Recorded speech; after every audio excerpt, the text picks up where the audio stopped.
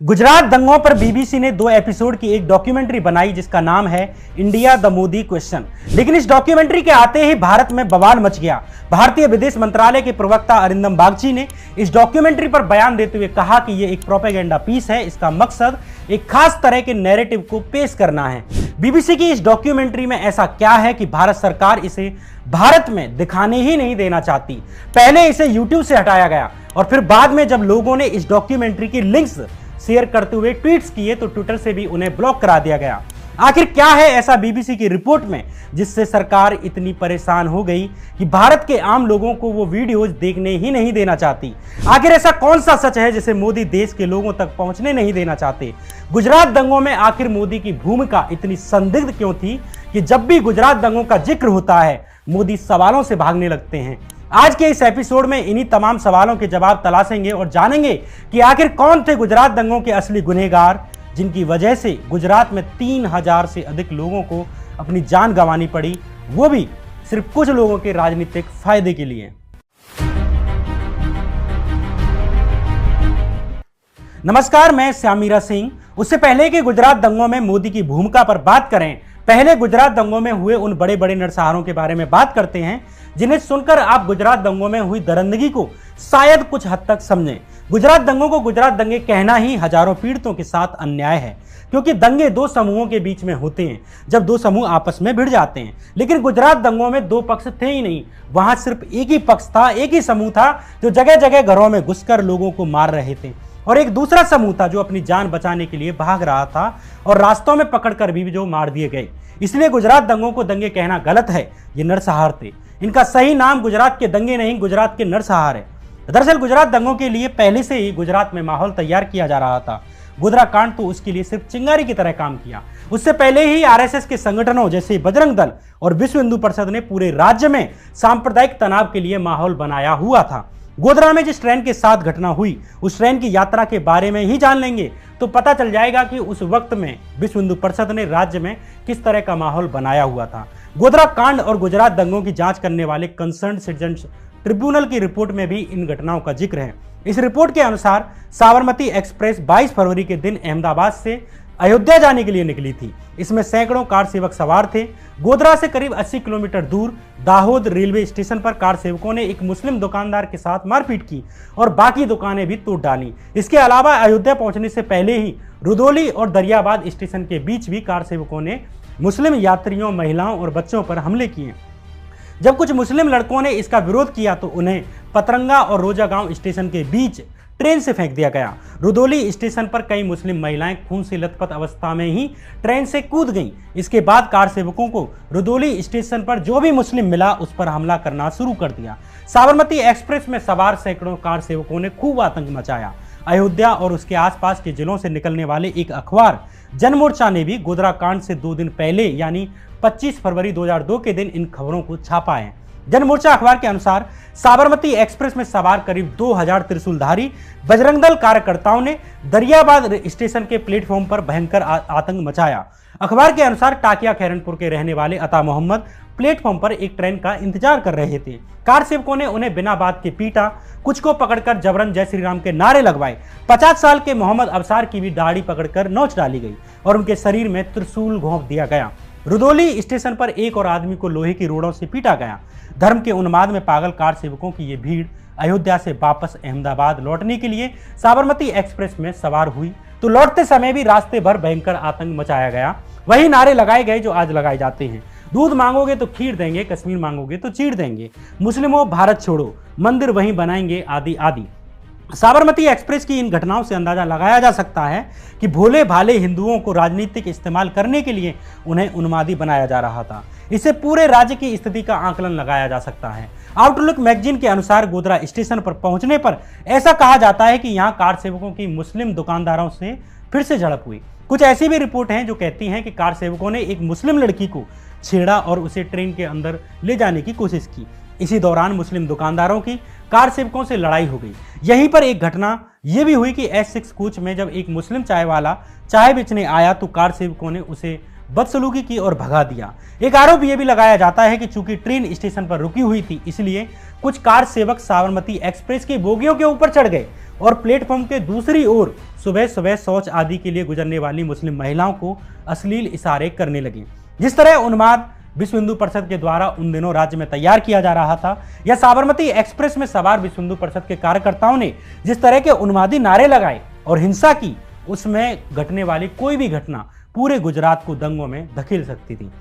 Godhra station के बाहर जब एक भीड़ ने साबरमती की उस बोगी को घेर लिया जिसके बारे में यह अफवाह फैलाई जा रही थी कि इसमें एक मुस्लिम लड़की को अगवा करके ले जाया जा रहा है, तो भीड़ ने इस पर पत्थरबाजी कर दी और इसी बीच कुछ उन्मादी लोगों ने साबरमती एक्सप्रेस में आग लगा दी। इस घटना में 59 करीब यात्री जिंदा जलकर मर गए। हालांकि बाकी बोगियों के साथ ऐसा नहीं किया गया सिवाय S6 बोगी के। गोधरा कांड इंसानियत के साथ किया गया सबसे बड़ा विश्वासघात था या जुर्म था। उसमें मरे लोगों को न्याय मिलना चाहिए था और जो भी लोग इसके दोषी थे, जो भी इस घटना में शामिल थे, उन्हें सबसे कठोर सजा दी जानी चाहिए थी। उन्हें ताउम्र जेल में तड़पाया जाना चाहिए था। कार सेवकों के द्वारा किए गए किसी भी व्यवहार के लिए पूरी बोगी को जला देना किसी भी लिहाज से सही नहीं था, लेकिन इस घटना को रोका जा सकता था क्योंकि पहले से ही सांप्रदायिक घटनाएं अपने जोरों पर थी। लेकिन वो पार्टी, वो सरकार गोधरा पीड़ितों को न्याय कैसे दे सकती है जिन्होंने खुद ही इस तरह की घटना होने के लिए माहौल तैयार किया हुआ था और जो चाहते थे कि देश में हिंदू मुस्लिम हो, कभी इधर के लोग मारे जाएं तो कभी उधर के लोग मारे जाएं। गोधरा कांड से पहले हुए गुजरात में उपचुनावों में भाजपा हार चुकी थी। इससे साफ संदेश था कि कांग्रेस गुजरात की सत्ता में लौट सकती है, लेकिन भाजपा आरएसएस गुजरात में सांप्रदायिक माहौल तैयार करने में लगे रहे और अंत में गोधरा कांड की एक दुर्भाग्यपूर्ण घटना घटी जिसने उन्हें यह मौका दिया। गोधरा कांड 27 फरवरी की सुबह हुआ, लेकिन उसके पहले के गुजरात के माहौल पर बात करना भी जरूरी है। कॉम्बैट कम्युनलिज्म नाम की एक रिपोर्ट में फरवरी महीने में विश्व हिंदू परिषद के नेताओं के द्वारा दिए गए उत्तेजित करने वाले भाषणों का जिक्र है। जैसे 7 फरवरी के दिन प्रवीण तोगड़िया ने भाषण दिया कि राम मंदिर का तेज निर्माण होना जरूरी है, यही इस्लामिक आतंकवाद का जवाब है। वक्त आ गया है कि सरकार मदरसों पर बैन लगा दे। 11 फरवरी को तोगड़िया ने एक और बयान दिया कि कश्मीर की समस्या का समाधान अयोध्या से जाता है, जिहादी मानसिकता को किसी भी हाल में हराना है। 14 फरवरी को प्रवीण तोगड़िया ने एक और बयान दिया कि देश के पास एक ही विकल्प बचा है कि वो इस्लामिक आतंकवाद के खिलाफ युद्ध छिड़े। गोधरा कांड से 7 दिन पहले यानी 23 फरवरी के दिन भी बजरंग दल के संयोजक SK जैन ने बयान दिया कि बजरंग दल के 20 लाख त्रिशूलधारी कार्यकर्ता अयोध्या के लिए मार्च करेंगे। वे किसी भी प्रकार की चुनौती को झेलने के लिए तैयार हैं। अगर कोई भी मुस्लिम अयोध्या में बाबरी मस्जिद पर राम मंदिर बनाने से रोकेगा तो हम जामा मस्जिद में जाकर हनुमान चालीसा पढ़ के आएंगे। इन बयानों से अंदाजा लगाया जा सकता है कि उस वक्त किस तरह का माहौल बजरंग दल और विश्व हिंदू परिषद के द्वारा बनाया गया था। BHP ने ऐलान कर दिया था कि वो किसी भी कीमत पर 15 मार्च के दिन अयोध्या में बाबरी मस्जिद पर राम मंदिर का निर्माण शुरू कर देगी और इसके लिए उसे कोर्ट के किसी निर्णय का इंतजार करने की जरूरत नहीं है। 15 मार्च के इस कार्यक्रम से पहले ही देश भर से हिंदुओं को भर भर कर ट्रेनों से अयोध्या लाया जा रहा था और इसी योजना के तहत साबरमती एक्सप्रेस से बजरंग दल और विश्व हिंदू परिषद की धार्मिक उन्मादी भीड़ भी अयोध्या ले जाई गई और 27 जनवरी की सुबह ये साबरमती एक्सप्रेस अयोध्या से गुजरात की तरफ जा रही थी, जहां दोबारा उनका गोधरा स्टेशन के कुछ मुस्लिम दुकानदारों से इन कार सेवकों का झगड़ा होता है और उसके बाद गोधरा कांड जैसी दुर्घटना को अंजाम दिया गया। गोधरा कांड के बाद एक वर्ग से प्रतिक्रिया आना स्वाभाविक था, चूंकि पहले से ही राम मंदिर के निर्माण की आड़ में पूरे गुजरात और देश भर में सांप्रदायिक माहौल तैयार किया जा चुका था, लेकिन तब भी इसे आराम से नियंत्रित किया जा सकता था।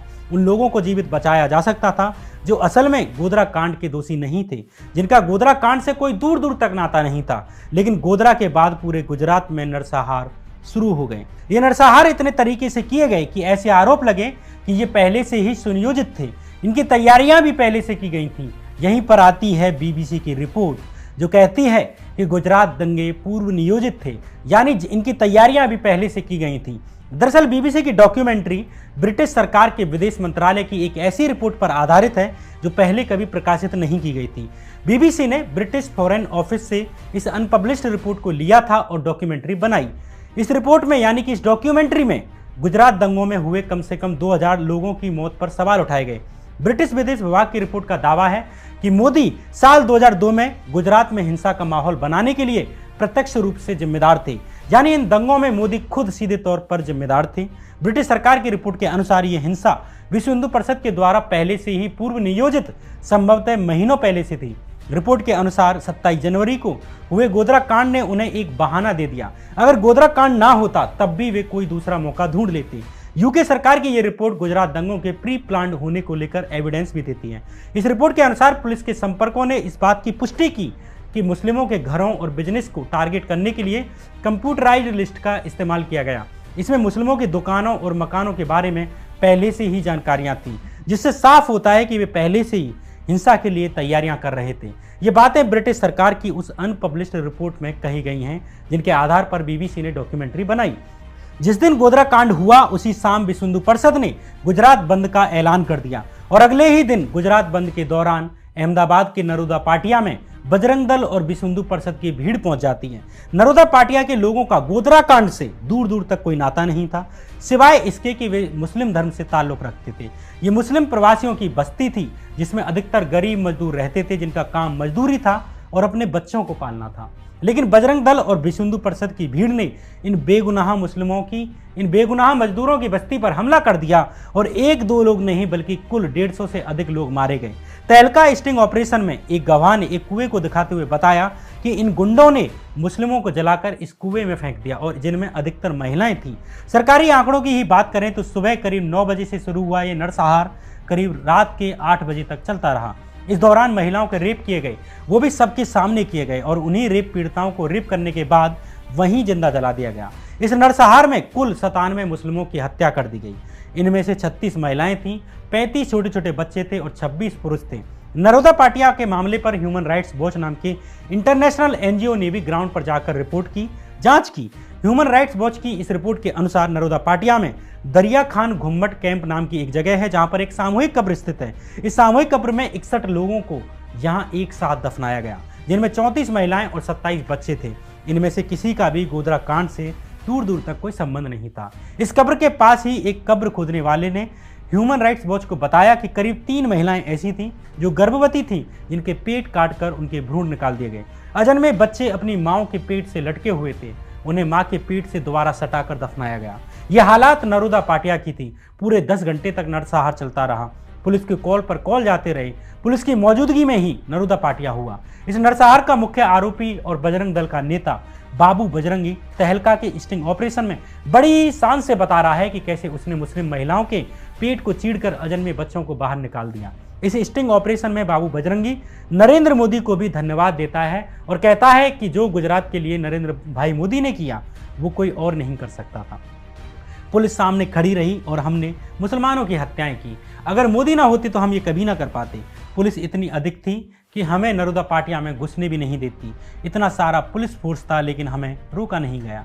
बाबू बजरंगी ने यह भी कहा कि जब मुसलमानों का नरसंहार हो गया उसके बाद पुलिस कमिश्नर आया और बोला मौतों की संख्या बहुत अधिक हो गई है, मेरे लिए मुश्किल होगी, इसलिए लाशों को अलग अलग जगह भिजवा दिया और अलग अलग जगहों पर उनकी मौत दिखाकर पोस्टमार्टम किए गए। जिस जोन में नरोदा पाटिया आता है उस जोन के डीसीपी थे पीबी गोंडिया। गोंडिया के वक्त ही नरोदा पाटिया में नरसंहार हुआ था।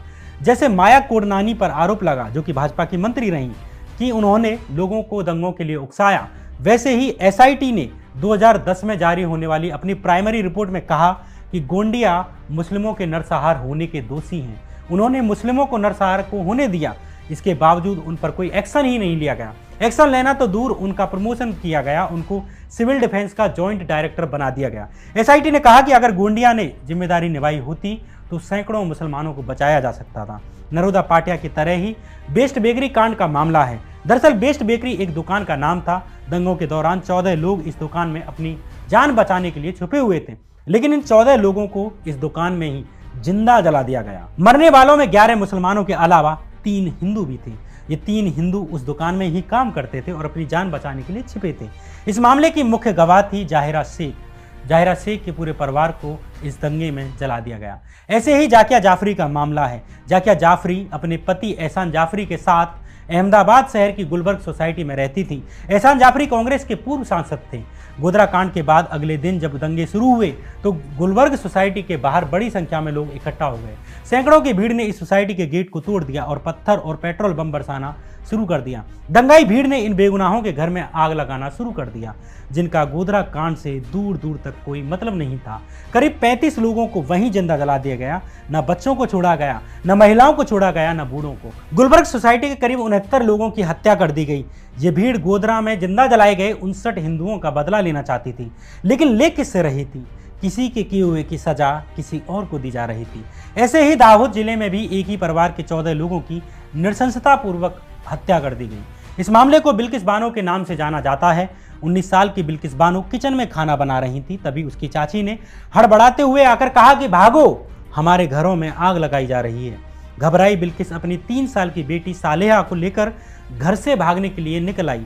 बिल्किस उस वक्त 5 महीने की गर्भवती भी थी। बिल्किस के साथ उसकी माँ, छोटे छोटे बच्चों और 2 पुरुषों समेत 17 लोगों का समूह था। ये लोग एक गांव से दूसरे गांव छुपते छुपाते भाग रहे थे।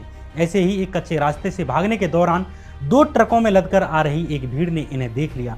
मजहबी उन्माद में पागल ये भीड़ हाथों में तलवार और हाशिया जैसे हथियार लहरा रही थी। इनमें से अधिकतर बिल्किस के परिवार को पहले से जानते थे। एक हत्यारा तो एक डॉक्टर का बेटा था, जिसने कभी बिल्किस के पिता का इलाज किया था, लेकिन जरा भी तरस नहीं खाई और एक एक करके सबको नोच डाला। बिल्किस के हाथ में 3 साल की बच्ची सालेहा थी। एक हत्यारे ने बिल्किस के हाथों से इस 3 साल की सालेहा को छीनकर नीचे पत्थर में दे मारा और उसकी हत्या कर दी। बिल्किस की मां को भी बलात्कार करके मार दिया गया। उसकी चचेरी बहन समीम को, जिसने कि ठीक एक दिन पहले ही एक बच्चे को जन्म दिया था, उसे भी बलात्कार करके मार दिया गया। और उस एक दिन के बच्चे को भी, उस नवजात शिशु को भी मार दिया गया, जिसने सिर्फ एक दिन पहले जन्म लिया था। बिल्किस के ही गांव के 3 हत्यारों ने बिल्किस के भी कपड़ों को खींच डाला और एक एक करके बलात्कार किया। जब बिल्किस होश खो बैठी तो उसे मरा समझकर हत्यारे वहां से भाग निकले। गुजरात दंगों के दौरान हुई इन घटनाओं में बिल्किस के परिवार के 14 लोगों को मारा गया। गुलबर्ग सोसाइटी में 69 लोगों को जिंदा जलाकर मार दिया गया। नरोदा पाटिया में 97 मुस्लिमों की हत्या की गई, जिनमें अधिकतर महिलाएं और बच्चे थे। बेस्ट बेकरी कांड में भी 14 लोगों को जिंदा जलाया गया। सवाल यह है कि इन बच्चों, बूढ़ों और महिलाओं और पुरुषों में ऐसा कौन था जिसे मौत की सजा दी जानी चाहिए थी? सिर्फ धर्म के नाम पर इन लोगों को मार दिया गया। इनका कसूर क्या था? इनकी जिंदगियों की सांसें क्यों छीन ली गईं? क्या ये सवाल गुजरात के मुख्यमंत्री और अब के देश के प्रधानमंत्री मोदी से नहीं पूछे जाने चाहिए? गोधरा कांड के एक एक दोषी को सड़क पर खड़े करके सजा दी जानी चाहिए, लेकिन इन लोगों को क्यों सजा दी गई? क्या अपराध किया था इन्होंने? ये बात हिंदू मुसलमान की नहीं है। हिंदू और मुसलमान होकर मत देखिए, ये देखिए कि इसके लिए असल में दोषी कौन था। दरअसल इसकी दोषी इस देश में हिंदू और मुसलमान के नाम पर की जा रही राजनीति है। जब भी किसी नेता को हिंदू मुसलमान में अंतर करते देखो, समझ जाना कि वही इन नरसंहारों का असली दोषी है, जिसकी नींव 1990 में राम मंदिर आंदोलन के नाम पर रखी गई। पवित्र राम मंदिर से किसी भी हिंदू को या मुसलमान को कोई तकलीफ नहीं है, लेकिन जब मंदिरों और मस्जिदों का उपयोग अपनी राजनीति के उदय के लिए किया जाने लगे तो समझ जाइए ये एक दिन समाज में नरसंहारों को पैदा करेगा। हम लास्ट में ये देखते रह जाते हैं कि दोषी कौन है, अपराधी कौन है, किसने पहले पत्थर फेंका, किसने आग लगाई, जबकि इस साइकिल को नजरअंदाज कर देते हैं जो दंगों के लिए परिस्थितियां पैदा करती हैं। गोधरा कांड एक तत्कालिक बहाना बना उन लोगों के लिए जिन्हें इस देश को दंगों में धकेलना था, जो बीते महीनों से गुजरात में सांप्रदायिक तनाव पैदा करने के लिए दिन रात लगे हुए थे। एक घटना के बाद पूरा गुजरात न जलता अगर उसके लिए अलग अलग जिलों में पहले से ही सांप्रदायिकता का बारूद जमाना होता। हमारे अंदर की नफरत को संतुष्ट करने के अलावा इस दंगे ने हमें कुछ नहीं दिया, लेकिन इसने एक वक्त के लिए पूरे गुजरात को उजाड़ दिया। साल 2005 में सरकार ने गुजरात दंगों के आधिकारिक आंकड़े जारी किए। इन सरकारी आंकड़ों के अनुसार गुजरात दंगों में करीब 1044 लोगों की जान गई। इनमें से 790 मुस्लिम और 254 हिंदू थे। इसके अलावा 223 लोग ऐसे थे जिनका पता नहीं लगा जा सका कि वे कहाँ हैं। हालांकि ये सरकारी आंकड़े हैं, गैर सरकारी आंकड़े कहते हैं कि गुजरात दंगों में 3000 से अधिक लोगों की मौत हुई। सवाल यह है कि इन 3000 लोगों को किसकी वजह से अपनी जान गंवानी पड़ी। 3000 का आंकड़ा कितना बड़ा होता है, आप अंदाजा लगा सकते हैं। यह एपिसोड किसी नेता या पार्टी के खिलाफ नहीं बनाया। मेरी मंशा ऐसी नहीं है कि आप इसे देखकर किसी भी समुदाय से नफरत करें, लेकिन इस बात पर जरूर विचार करें कि हिंदू मुसलमान की रोज की लड़ाई ने, रोज की राजनीति ने हमें क्या दिया। क्या इसका कोई अंत है? क्या हम ऐसे ही नेताओं के भाषणों का शिकार बनते रहें और वे विधानसभाओं से निकलकर प्रधानमंत्री जैसे पदों पर पहुंचते रहें? ये सवाल हमें अपने आप से जरूर पूछना चाहिए कि हमें कैसा भारत चाहिए, कैसे भारत में हम अपने परिवार और अपने बच्चों को देखना चाहते हैं। 21वीं सदी में सांप्रदायिकता के लिए लड़ते बिड़ते और जूझते देश को देखना चाहते हैं, या इस गुलिस्तान को बचाना चाहते हैं जिसके लिए कभी हम गाते थे, सारे जहां से अच्छा हिंदुस्तान हमारा। बहरहाल ये कहानी थी सांप्रदायिकता से जूझते भारत की। ये कहानी थी दंगों में झोंके गए गुजरात की। आप गुजरात दंगों पर बनाई मेरी सीरीज भी देख सकते हैं, जिसमें बहुत ही अधिक डिटेल में चीज़ें बताई गई हैं, जांच के बारे में बताया गया है और उन तथ्यों के बारे में भी बताया गया है। इसके बारे में भी बताया गया है कि गुजरात के मुख्यमंत्री को इस मामले में कैसे क्लीन चिट मिली। इन सब वीडियोज को आप मेरे चैनल पर इत्मीनान से देख सकते हैं। फिर अगला एपिसोड लेकर आऊँगा जल्द, बहुत जल्द। तब तक के लिए नमस्कार।